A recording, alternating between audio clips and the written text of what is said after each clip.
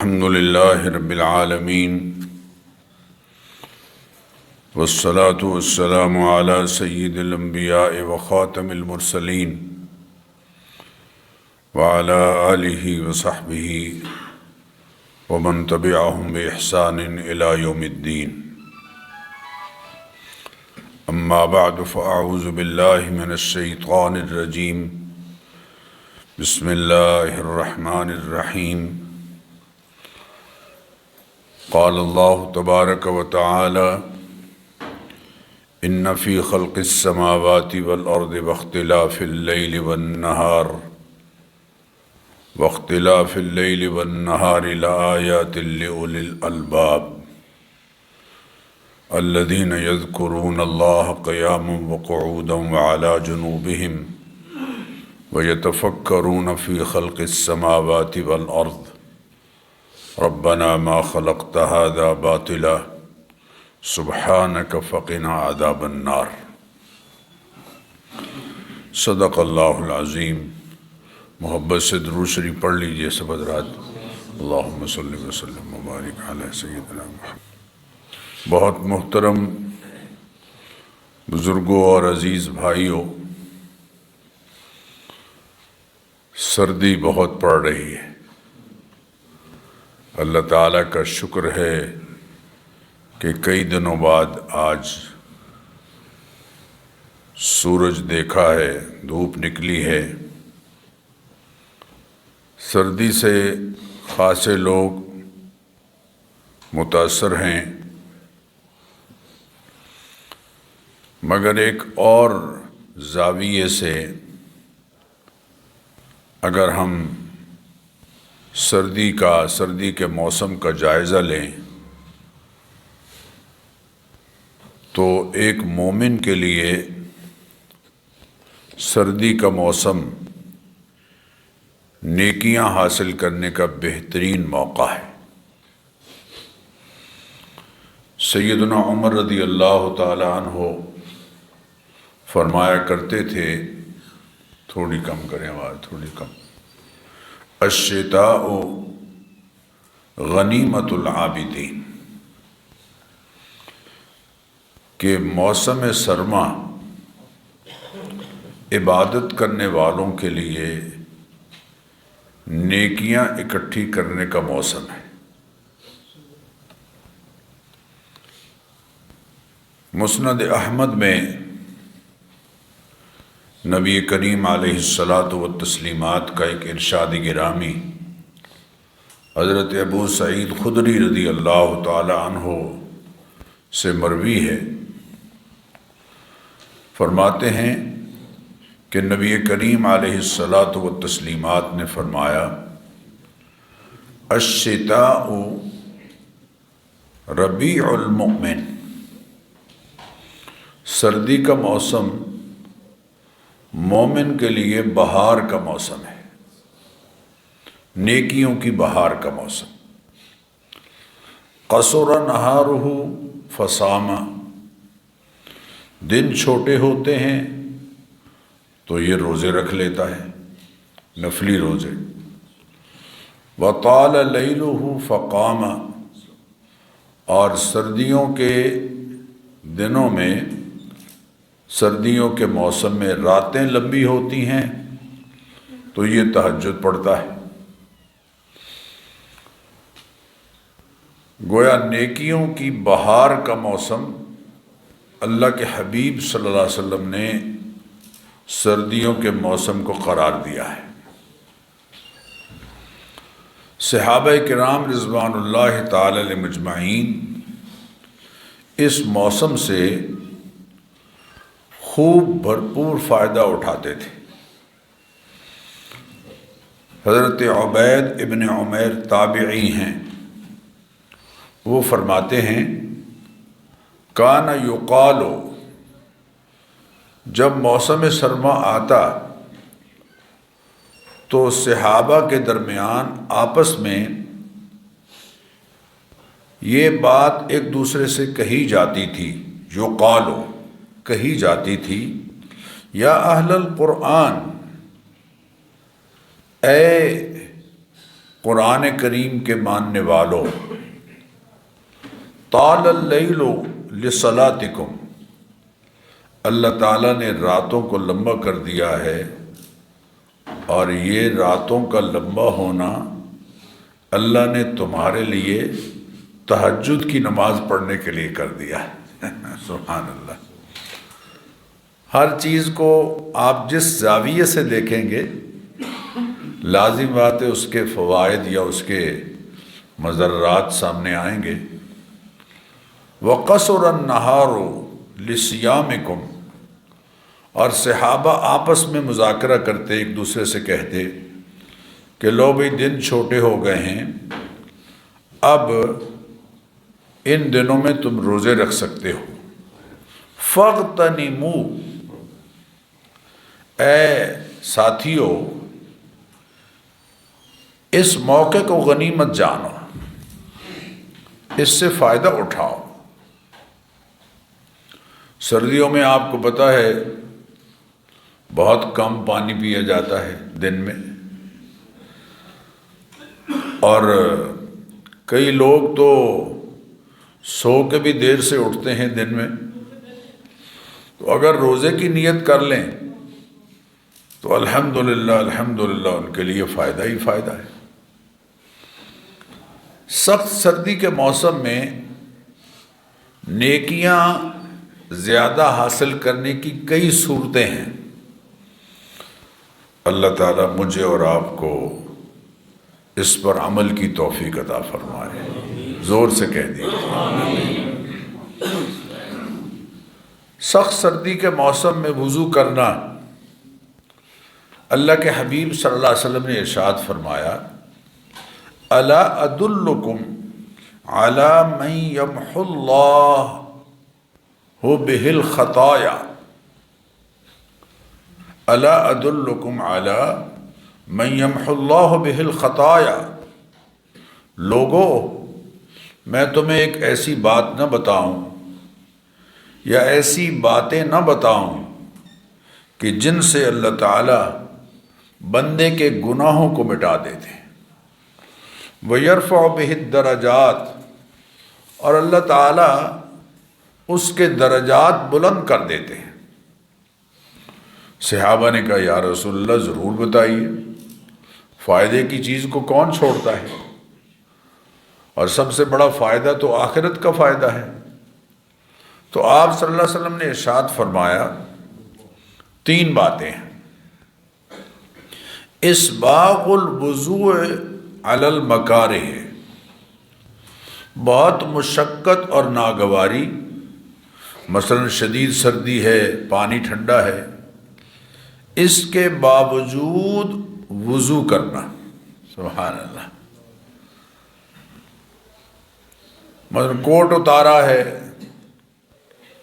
Waste کوٹ پہنی ہے وہ اتاری ہے، بازو کھولے ہیں۔ ایک بات میں آپ سے عرض کروں کہ اگر مسجد میں آپ وضو کرنا چاہتے ہیں اور آپ کوٹ اتار کے یا ویسٹ کوٹ اتار کے رکھنے لگے ہیں، تو پہلے اس کوٹ میں سے یا ویسٹ کوٹ میں سے موبائل فون اور نقدی اگر رکھی ہوئی ہے تو اس کو ضرور نکال کے اپنی جیب میں ڈال لیں، کیونکہ مسلسل واقعات پیش آ رہے ہیں کہ لوگ بے تحانی میں کوٹ اتارتے ہیں، صف پر رکھ دیا، وضو کرنے چلے گئے، کوٹ میں موبائل ہے جیب میں، جب واپس آئے تو موبائل غائب ہے، نقدی غائب ہے۔ کوٹ اتارا، بازو چڑھائے، وضو کیا، سردی ہے، ٹھنڈ ہے، مشقت ہے، ایک طرح سے ناگواری کی کیفیت ہے۔ اسباغ الوضوء علی المکارہ، اور دوسرے کثرت الخطا الی المسجد الی المساجد، مسجدوں کی طرف قدموں کی کثرت، ہر نماز کے لیے گھر سے چل کر آنا، گھر سے چل کر مسجد میں جانا۔ بنو سلیم قبیلہ، ان کے گھر مسجد نبوی سے دور تھے، مسجد نبوی کے قریب کچھ جگہ تھی، انہوں نے چاہا کہ یہاں قریب اپنے مکان بنا لیتے ہیں تاکہ مسجد میں آنے جانے میں آسانی رہے۔ تو نبی کریم علیہ الصلاۃ والتسلیمات کو جب ان کی رائے کا علم ہوا تو آپ نے فرمایا دیارکم دیارکم، وہیں رہو جہاں تمہارے گھر ہیں، اپنے گھروں کو لازم پکڑو، وہیں رہو جہاں تمہارے گھر ہیں، تکتب آثارکم، تمہارے قدم اللہ کے ہاں لکھے جاتے ہیں، ہر قدم پر ایک گناہ معاف، ہر قدم پر ایک نیکی اور ایک درجہ بلند۔ مسجد کے لیے جو قدم اٹھتے ہیں وہ تو بہت مبارک ہے۔ یہی وجہ ہے کہ صحابہ کرام رضوان اللہ تعالی علیہم اجمعین جب مسجد کی طرف آتے تو چھوٹے چھوٹے قدموں کے ساتھ آتے، چونکہ اللہ کے حبیب صلی اللہ علیہ وسلم کی بات پر اتنا اعتماد ہے۔ آپ صلی اللہ علیہ وسلم نے جب یہ ارشاد فرمایا کہ جو آدمی بیمار کا پتہ لینے جاتا ہے، دن میں جاتا ہے تو شام تک 70,000 فرشتے اس کے لیے رحمت کی دعا کرتے ہیں، رات کو جاتا ہے تو صبح تک یہ سلسلہ دعاؤں کا فرشتوں کی طرف سے جاری رہتا ہے۔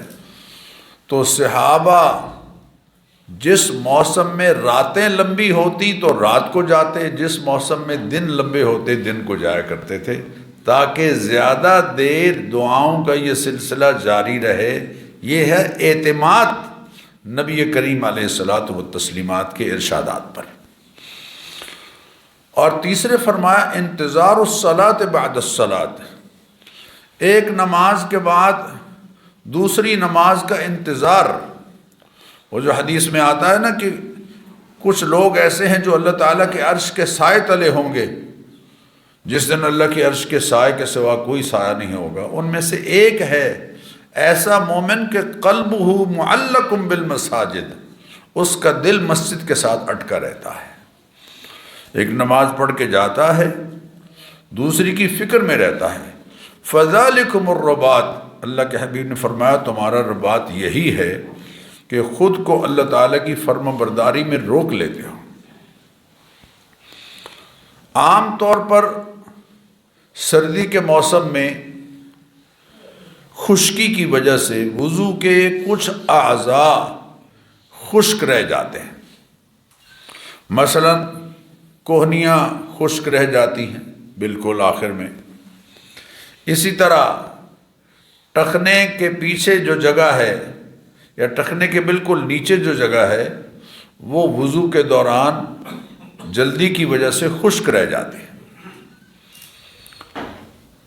حضرت عبداللہ بن عمر فرماتے ہیں رضی اللہ تعالی عنہما کہ ایک سفر میں ہم چل رہے تھے تو نبی اکرم صلی اللہ علیہ وسلم کی سواری قدرے پیچھے رہ گئی، ہم رک گئے آپ کے انتظار میں، آپ صلی اللہ علیہ وسلم تشریف لائے، مل گئے قافلے کے ساتھ، اور عصر کی نماز کا وقت ہوا تو لوگ جلدی جلدی وضو کرنے لگے۔ چنانچہ جب جلدی جلدی وضو کیا تو کچھ لوگوں کی ایڑیاں یا ٹخنے کے نیچے سی جگہ ایڑیاں خشک رہ گئی، تو آپ صلی اللہ علیہ وسلم نے دیکھ لیا اور آپ نے ارشاد فرمایا، صحیح بخاری میں یہ حدیث موجود ہے، فرمایا ویل للعقاب من النار،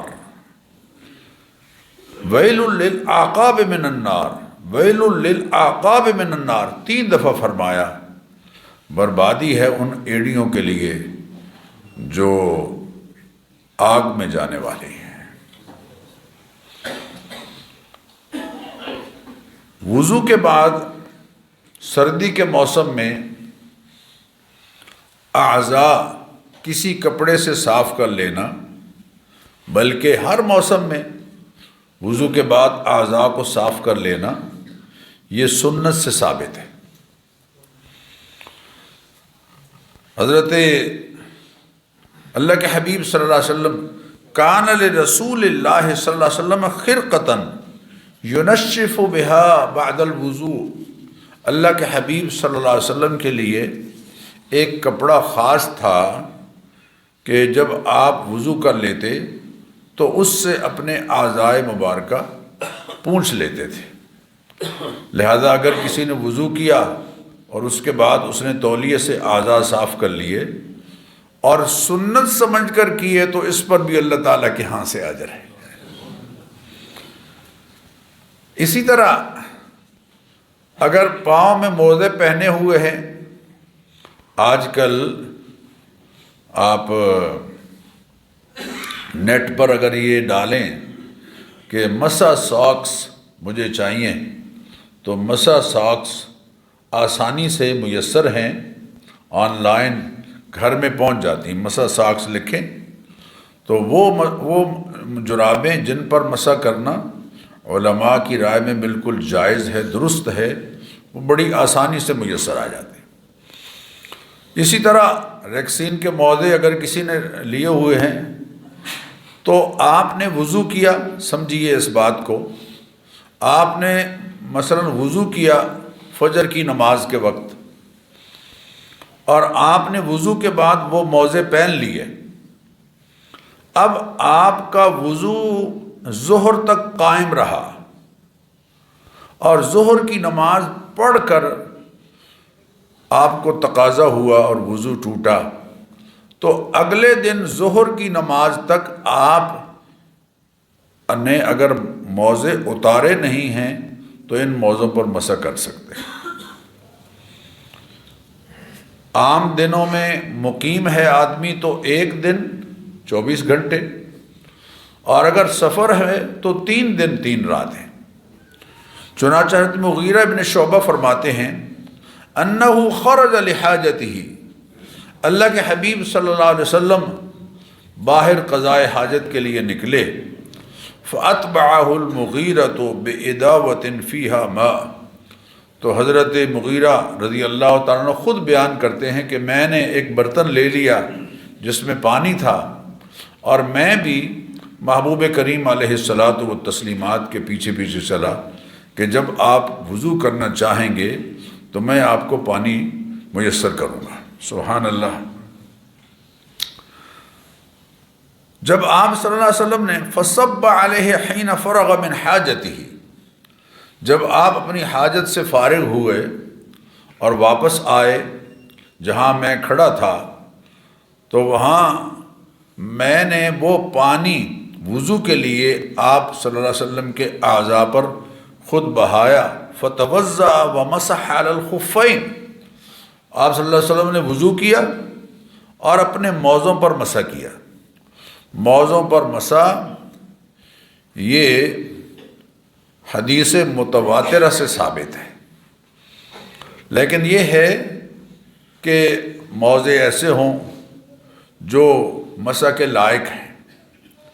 اسی طرح سردی کے موسم میں عام طور پر یہ ہوتا ہے کہ شدت کی سردی میں لوگ اوپر کوئی چادر لے لیتے ہیں، جیسے میں نے رومال لیا ہوا ہے، اور وہ چادر بعض دفعہ نماز میں بالکل اس سے سردی سے بچاؤ کے لیے پورا چہرہ ڈھانپ لیتے ہیں۔ چہرہ نہیں ڈھانپنا ہے، کان کا حصہ، گردن وہ ڈھانپ لیں، لیکن چہرہ ڈھانپنے سے اللہ کے حبیب صلی اللہ علیہ وسلم نے منع فرمایا ہے۔ چنانچہ حدیث میں ہے، سنن ابن ماجہ میں اللہ کے حبیب صلی اللہ علیہ وسلم کا فرمان ہے، نہا رسول اللہ صلی اللہ علیہ وسلم ان یغطی الرجل فاہ فی الصلاۃ، اللہ کے حبیب صلی اللہ علیہ وسلم نے اس بات سے منع فرمایا ہے کہ آدمی نماز کے دوران اپنے چہرے کو ڈھانپ لے، آنکھیں بھی بند نہیں کرنی ہیں مسلسل نماز میں، اور چہرہ بھی پوری طرح سے ڈھانپا ہوا نہ ہو۔ اللہ کے حبیب صلی اللہ علیہ وسلم نے اس سے منع فرمایا۔ ہاں اگر کسی نے اس طرح کا بڑا رومال یا کوئی چادر اوپر اوڑھی ہوئی ہے تو اول تو چادر اس طرح سے نہ لٹکائے کہ دونوں حصے نیچے لٹکے ہوئے ہوں، جیسے یہ دونوں نیچے لٹکے ہوئے ہیں، اس کو سدل ثوب کہتے ہیں، یہ مکروہ ہے۔ لیکن چادر اگر کسی نے اوڑھی ہوئی ہے اور اس کے پلو یقینی بات ہے پھیلے ہوئے ہیں، تو سردی سے بچنے کے لیے دوران سجدہ اوپر کی ہوئی چادر یا رومال کا پلو سجدے کی جگہ رکھ لینا یہ درست ہے. سجدے کی جگہ رکھ لینا یہ درست ہے. کسی نے مفلر دیکھ کے مجھے یاد آیا کہ کسی نے مفلر پہنا ہوا ہے لیکن اس نے اس کو گرہ دی ہوئی ہے، سدل صوب والی کیفیت نہیں ہے، اور وہ نماز کے دوران اس کو ایسے آگے کر لیتا ہے اور اس پر سجدہ کرتا ہے، تو یہ بھی درست ہے، بلکہ نبی کریم علیہ الصلاۃ والتسلیمات کے عمل سے ثابت ہے. حضرت عبداللہ بن عباس رضی اللہ تعالیٰ عنہ فرماتے ہیں ان النبی صلی اللہ علیہ وسلم صلی فی ثوب واحد یتقی بفضولہ حر الارض وبردہا. اللہ کے حبیب صلی اللہ علیہ وسلم کپڑے کے فالتو حصے کو سامنے ڈال کر گرمی کی شدت سے گرمی میں اور سردی کی شدت سے سردی میں، سردی کے موسم میں سردی کی شدت سے بچنے کے لیے وہ کپڑا آگے ڈال لیتے تھے. اسی طرح اگر کسی کی جیب میں رومال ہے یا تولیہ ہے وہ بھی آگے ڈال سکتا ہے، چھوٹے مسلح ہیں وہ بھی ڈال سکتا ہے. مسجدوں میں عموماً ہیٹر لگے ہوتے ہیں.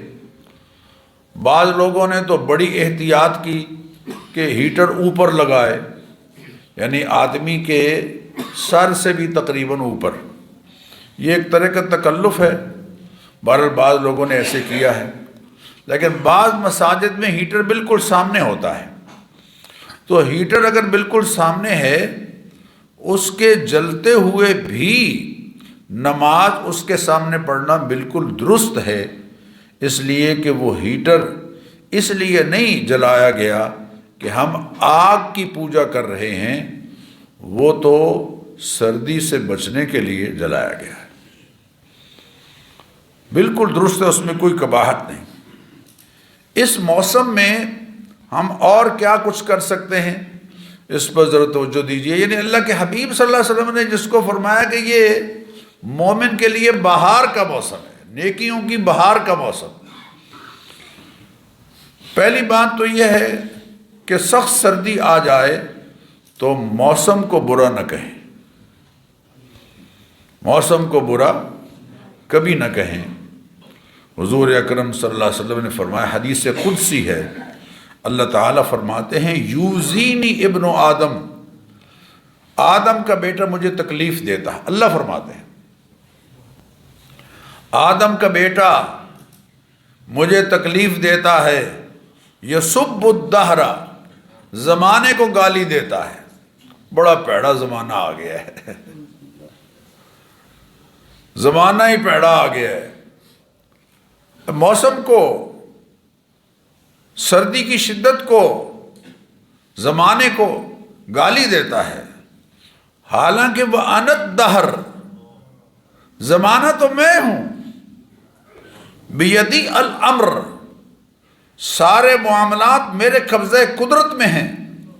اقلب اللیل والنہار، رات اور دن کو پھیرنے والا میں ہوں، میری ذات ہے. کبھی ٹھنڈک ہے، کبھی گرمی ہے، کبھی موسم بہار ہے، کبھی خزاں ہے. یہ ساری تبدیلیاں جو آ رہی ہیں یہ میرے دست قدرت کے فیصلے کے نتیجے میں آ رہی ہیں. لہذا کبھی بھی زمانے کو گالی نہیں دینی ہے. سردی کی شدت کو اس طرح مت کہیں کہ لو جی بڑا برا موسم آ گیا ہے، بڑی تکلیف ہے، موسم برا آ گیا ہے. اللہ کا شکر ادا کریں. اس موسم کے بھی بہت سارے فائدے، جیسے میں نے حدیث میں پہلے بیان کیا.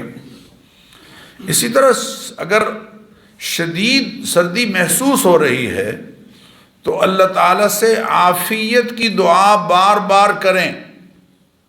اس بات کو ذرا سمجھیے غور سے. سیدنا ابن عمر رضی اللہ تعالیٰ عنہ فرماتے ہیں نبی کریم علیہ الصلاۃ والتسلیمات نے ارشاد فرمایا، ما سئل اللہ شیئا احب الیہ من ان یسأل العافیہ. اللہ تعالیٰ سے جو بھی مانگا گیا ہے یا جو بھی مانگا جاتا ہے اس میں سب سے زیادہ اللہ کو یہ پسند ہے کہ اللہ کے بندے اس سے عافیت مانگیں۔ ایک صحابی نے عرض کیا یا رسول اللہ میں بوڑھا ہو گیا ہوں، میں لمبی چوڑی دعائیں نہیں کر سکتا، آپ مجھے کوئی مختصر سی دعا بتا دیجئے۔ آپ نے ارشاد فرمایا بس ایک جملہ یاد کر لو، یا اللہ مجھے عافیت عطا فرما۔ ہر طرح کے مصائب سے اور ہر طرح کی پریشانیوں سے، دنیا اور آخرت کی ہر طرح کی مصیبتوں سے بچاؤ، اسے عافیت کہتے ہیں۔ سیدنا صدیق اکبر رضی اللہ تعالیٰ عنہ ایک دفعہ ممبر پر آئے اور آپ کی آنکھوں مبارک سے آنسو ٹپکنے لگے، اور پھر حضرت صدیق اکبر نے ممبر پر کھڑے یہ بات کہی، قام رسول اللہ صلی اللہ علیہ وسلم عام الاول، ہجرت کے پہلے سال نبی کریم علیہ الصلاۃ والتسلیمات ممبر پر آئے، ثم بکا، اور اللہ کے حبیب صلی اللہ علیہ وسلم کے آنکھوں مبارک سے آنسو ٹپکنے لگے، رونے لگے آپ، اور روتے ہوئے آپ نے ارشاد فرمایا اسأل اللہ العفو والعافیہ، لوگو اللہ تعالیٰ سے عفو درگزر کر دینا، معافی اور درگزر، والعافیہ اور مصیبتوں سے بچاؤ کی دعا کرو، فإن أحدا لم يعط بعد اليقین خیرا من العافیہ، اس لیے کہ ایمان کے بعد سب سے بہترین چیز جو بندے کو اللہ کی طرف سے عطا ہوتی ہے وہ عافیت ہے۔ وہ کیا ہے؟ عافیت ہے۔ حضرت انس بن مالک فرماتے ہیں ایک آدمی نبی کریم علیہ الصلوۃ والتسلیمات کی خدمت میں حاضر ہوا اور کہنے لگا یا رسول اللہ کون سی دعا بہتر ہے؟ تو اللہ کے حبیب صلی اللہ علیہ وسلم نے فرمایا سل ربک العافیہ والمعافات فی الدنیا والآخرہ، اللہ تعالیٰ سے عافیت اور معافی دنیا اور آخرت میں بچاؤ ہر چیز سے، یہ دعا کیا کر، اللہم انی اسألک العفو والعافیت والمعافات فی الدنیا والآخرہ، یا والمعافات الدائمۃ فی الدنیا والآخرہ، اللہم انی اسألک العفو والعافیت والمعافات الدائمۃ فی الدنیا والآخرہ، یہ دعا کیا کر۔ دوسرے دن پھر وہ حاضر ہوئے، کہنے لگے ای الدعاء افضل، اللہ کے حبیب سب سے افضل دعا کیا ہے؟ آپ نے فرمایا اللہ سے عافیت مانگا کرو۔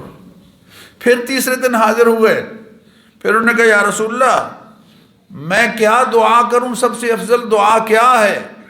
تو آپ صلی اللہ علیہ وسلم نے وہی بات دہرائی اور ساتھ ہی ارشاد فرمایا فَإِذَا أُعْطِيتَ الْعَافِيَةَ فِي الدُّنْيَا وَأُعْطِيتَهَا فِي الْآخِرَةِ فَقَدْ أَفْلَحْتَ، اگر دنیا اور آخرت میں تجھے عافیت مل گئی تو سمجھو تو کامیاب ہو گیا ہے، تم فلاح پا گئے۔ اسی طرح اذان اور اقامت کے درمیان اللہ کے حبیب صلی اللہ علیہ وسلم نے فرمایا کہ دعا کی قبولیت کی گھڑی ہے۔ اذان اور اقامت کے درمیان کا جو وقت ہے یہ دعاؤں کی قبولیت کی گھڑی ہے، اور ساتھ ہی اللہ کے حبیب صلی اللہ علیہ وسلم نے ارشاد فرمایا کہ اس دوران یہ دعا کیا کرو اللہم انی اسألک المعافات فی الدنیا والآخرہ، اللہم انی اسألک المعافات فی الدنیا والآخرہ۔ اگر عربی کے یہ جملے یاد نہ رہیں تو اے اللہ دنیا اور آخرت میں مجھے عافیت عطا فرما، اے اللہ دنیا اور آخرت میں مجھے عافیت عطا فرما۔ اسی طرح صحیح مسلم میں ہے ایک اور دعا جو اللہ کے حبیب صلی اللہ علیہ وسلم نے سکھائی، اور بہت اچھا یہ ہے کہ دو سجدوں کے درمیان جب آپ بیٹھتے ہیں جس کو جلسہ کہتے ہیں، اس دوران یہ دعا کر لیا کریں، دہرا لیا کریں، وہ ہے اللہم اغفر لی وارحمنی واہدنی وعافنی وارزقنی۔ صحابی سے جب یہ بات سنی، دعا سنی، تو آپ نے فرمایا اس نے دنیا اور آخرت سب کو اپنی دعا میں جمع کر لیا ہے۔ اللہم اغفر لی، اے اللہ مجھے معاف کر دے، ورحمنی، مجھ پر رحم فرما، وحدنی، مجھے میری رہنمائی فرما، وعافنی، مجھے عافیت عطا فرما، ورزقنی، اور اپنے خزانوں میں سے اپنی شان کے مطابق مجھے رزق عطا فرما۔ اسی طرح میرے بزرگوں اور دوستوں، سردیوں کا ایک فائدہ یہ بھی ہے جو حدیث میں بیان ہوا کہ ہم نفلی روزے رکھیں، خصوصاً ایام بیز کے روزے۔ ایام بیز، چاند کی 13ویں، 14ویں، 15ویں، ان کو ایام بیز کہتے ہیں، اس لیے کہ ان میں چاند کی روشنی کی وجہ سے راتیں زیادہ روشن ہوتی ہیں۔ حضرت قتادہ ابن ملحان رضی اللہ تعالیٰ عنہ اس حدیث کے راوی ہیں، اور سنن ابی داؤد میں یہ حدیث مذکور ہے۔ کان رسول اللہ صلی اللہ علیہ وسلم، فرماتے ہیں اللہ کے حبیب صلی اللہ علیہ وسلم، یأمرنا ان نصوم البیز، اللہ کے حبیب ہمیں حکم دیا کرتے تھے، فرمایا کرتے تھے کہ ایام بیز کے روزے رکھو، 13 و 14 و 15، 13ویں، 14ویں اور 15ویں۔ قال وقال، راوی کہتے ہیں اللہ کے حبیب صلی اللہ علیہ وسلم نے فرمایا، ہن کہیئت الدہر، جو شخص ان ایام بیز میں 3 روزے رکھتا ہے گویا وہ سارا سال روزے رکھتا ہے، کیونکہ اللہ نے قرآن کریم میں فرمایا، من جاء بالحسنۃ فلہ 10 امثالھا، جو ایک نیکی بجا لاتا ہے اللہ اس کو کتنے اجر دیتے ہیں؟ 10 گنا۔ جب 10 گنا بڑھ گئے تو 3 کو 10 سے ضرب دیں تو 30 ہو گئے، گویا ہیئت الدہر۔ یہ 3 جو ایام ہیں، ایام بیز، ان کے روزے رکھنے سے مسلسل اگر رکھتا ہے تو ہر مہینے گویا روزہ رکھنے والا بن گیا، گویا سارا سال روزہ رکھنے والا بن گیا، گویا ہمیشہ روزہ رکھنے والا بن گیا۔ اسی طرح نفلی روزوں میں نبی کریم علیہ الصلاۃ والتسلیمات پیر کے دن کا روزہ اور جمعرات کے دن کا روزہ رکھتے تھے۔ اگر کسی کو ہمت ہے تو یہ 2 دن بھی روزے رکھ سکتا ہے ہر ہفتے میں، اور اس سے زیادہ اگر کسی میں ہمت ہے تو حضرت داؤد علیہ السلام کے روزے کو نبی کریم علیہ الصلاۃ والتسلیمات نے پسند فرمایا، اور وہ کیا ہے؟ حضرت داؤد علیہ السلام ایک دن روزہ رکھتے تھے، ایک دن افطار کرتے تھے، پھر ایک دن روزہ رکھتے تھے، پھر ایک دن افطار کرتے تھے۔ اس سے زیادہ مسلسل نفلی روزے رکھنے سے اللہ کے حبیب صلی اللہ علیہ وسلم نے منع فرمایا ہے، اور صرف جمعے کے دن روزے رکھنے سے بھی اللہ کے حبیب صلی اللہ علیہ وسلم نے منع فرمایا ہے۔ اسی طرح میرے بزرگوں اور دوستوں، سردیوں کا ایک اور بڑا فائدہ یہ ہے کہ راتیں لمبی ہوتی ہیں، لہذا آدمی تہجد کی نماز کی عادت بنا لے۔ تہجد نفلی نمازوں میں افضل ترین نماز تہجد ہے۔ فجر، ظہر، عصر، مغرب، عشاء، ان 5 نمازوں کے لیے مؤذن اذان دے کر بلاتا ہے، تہجد کے لیے خود اللہ اذان دیتے ہیں۔ اور میں سناتا ہوں ابھی اذان جو اللہ کے حبیب کی، اللہ کی طرف سے آتی ہے۔ تہجد انسانی نفس کی اصلاح کا بہترین ذریعہ ہے۔ سورہ مزمل کی آیت ہے، ان ناشئۃ اللیل ہی اشد وطئا واقوم قیلا۔ ان ناشئۃ اللیل، رات کو نماز کے لیے کھڑے ہونا، ہی اشد وطئا، نفس کو خوب دبانے والا، واقوم قیلا، اور نفس کی سرکشی کو سختی سے روکنے والا عمل ہے۔ قرآن کریم کی آیت کا ترجمہ میں نے کیا ہے۔ اس وقت دعا یا قرات کی صورت میں زبان سے جو کچھ نکلتا ہے وہ بہت ٹھیک اور دل کے مطابق، یعنی دل سے صحیح طور پر نکلتا ہے۔ تہجد، ذرا غور کیجیے اس پر بھی۔ تہجد کا لفظی معنی قیام اللیل بعد النوم، سو کر اٹھنے کے بعد پڑھی جانے والی نماز ہے۔ لیکن علامہ ابن کیسان رحمہ اللہ فرماتے ہیں، علامہ ابن کیسان فرماتے ہیں ہی القیام عن آخر اللیل، رات کے آخری حصے میں قیام کو بھی تہجد کہتے ہیں۔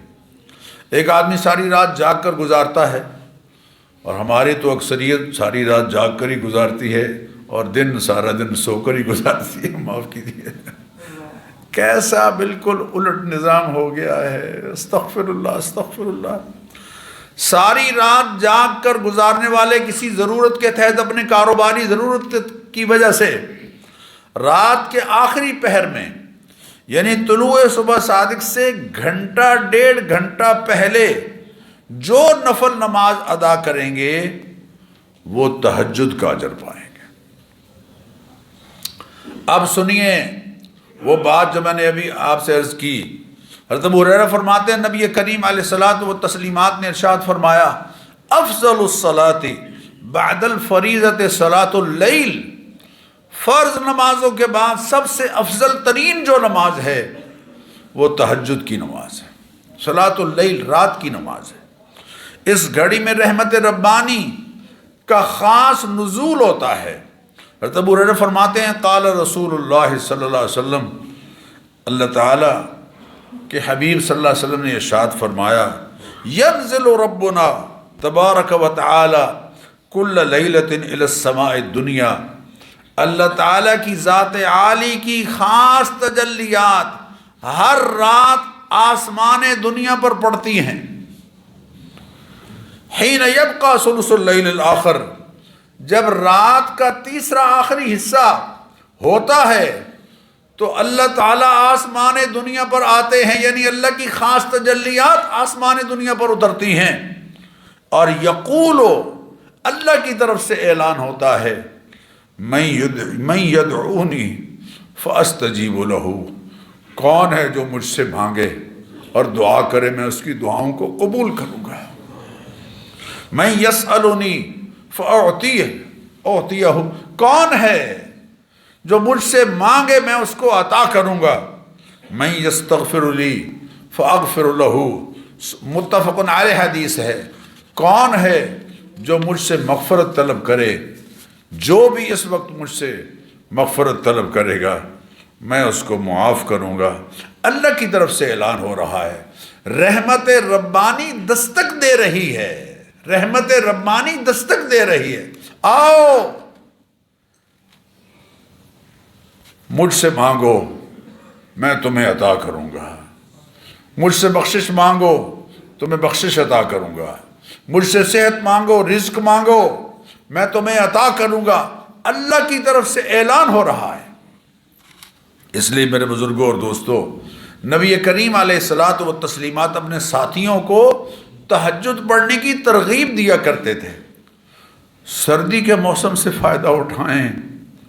حضرت عامر بن عبسہ فرماتے ہیں نبی کریم علیہ الصلوۃ والتسلیمات نے ارشاد فرمایا اقرب ما یکون الرب من العبد فی جوف اللیل الآخر، سب سے زیادہ اللہ رات کے آخری حصے میں اپنے بندے کے قریب ہوتا ہے۔ فَإِنِ اسْتَطَعْتَ أَن تَكُونَ مِمَّن يَذْكُرُ اللَّهَ فِي تِلْكَ السَّاعَةِ فَكُن، فرمایا اگر تجھ سے ہو سکے اس گھڑی میں اللہ تعالیٰ کا ذکر کر، قرآن کریم کی تلاوت کر، سبحان اللہ، الحمدللہ، لا الہ الا اللہ، واللہ اکبر، ولا حول ولا قوت الا باللہ، اللہ کے ذکر کی جتنی صورتیں ہیں انہیں اختیار کر، فَكُن، تو تجھے ایسا کرنا چاہیے، کر ایسا، کیونکہ یہ بڑا مبارک وقت ہے۔ حضرت عائشہ صدیقہ رضی اللہ عنہ فرماتی ہیں نبی کریم علیہ الصلوۃ والتسلیمات کے تہجد کی رکعات کے بارے میں آپ سے پوچھا گیا، حضرت عائشہ سے، تو آپ نے فرمایا کان یوترو باربع وثلاث، کبھی آپ 4 رکعتیں نفل پڑھتے پھر 3 وتر پڑھتے، کبھی 6 وثلاث 6 نفل پڑھتے پھر 3 وتر پڑھتے، وثمان وثلاث کبھی 8 رکعتیں پڑھتے 3 وتر پڑھتے، جتنا بھی آپ کو وقت میسر ہے چاہے 2 رکعت ہی پڑھیں۔ جب آپ کو یقین ہے کہ آپ تہجد کے وقت اٹھیں گے تو پھر عشاء کی نماز کے فوراً بعد وطر نہ پڑھیں، پھر نفل پڑھ کے پھر وطر پڑھیں۔ نبی کریم علیہ الصلاۃ والتسلیمات وطروں کی پہلی رکعت میں سبح اسم ربک الاعلی، دوسری میں قل یا ایھا الکافرون، اور تیسری میں قل ھو اللہ احد پڑھا کرتے تھے۔ دو دو رکعتیں لم یکن یوتر بانقص من 7 ولا باکثر من 13 حضور اکرم صلی اللہ علیہ وسلم یعنی کبھی 10 اور 3 سے زیادہ آپ نے رات کو نہیں پڑھا۔ یہ معمول آپ صلی اللہ علیہ وسلم کا رہا۔ اگر کوئی اس سے زیادہ نفل پڑھنا چاہ رہا ہے، وقت ہے اس کے پاس، تو چلو پڑھتا رہے، لیکن سنت سمجھ کر اسے یہ انداز اختیار کرنا چاہیے۔ میرے بزرگوں اور دوستو، میں نے یہ ساری بات اس لیے عرض کی ہے کہ حضور اکرم صلی اللہ علیہ وسلم نے فرمایا کہ سردی کا موسم مومن کے لیے نیکیوں کی بہار کا موسم ہے۔ اور سیدنا عمر رضی اللہ تعالیٰ عنہ کا جو قول میں نے شروع میں آپ کو سنایا کہ حضرت عمر فرمایا کرتے تھے الشتاء غنیمت العابدین، کہ سردی کا موسم نیکیوں کو اکٹھا کرنے کے لیے غنیمت ہے، نیکیوں کو اکٹھا کرنے کے لیے غنیمت کا موسم ہے۔ تو انشاءاللہ اس انداز سے بھی سردیوں کو سوچ کر، سردیوں کے موسم کو سوچ کر اس سے فائدہ اٹھائیں گے۔ کم لوگوں نے کہا فائدہ اٹھائیں گے انشاءاللہ۔ اللہ مجھے اور آپ سب کو توفیق عطا فرمائے۔ وآخر دعوانا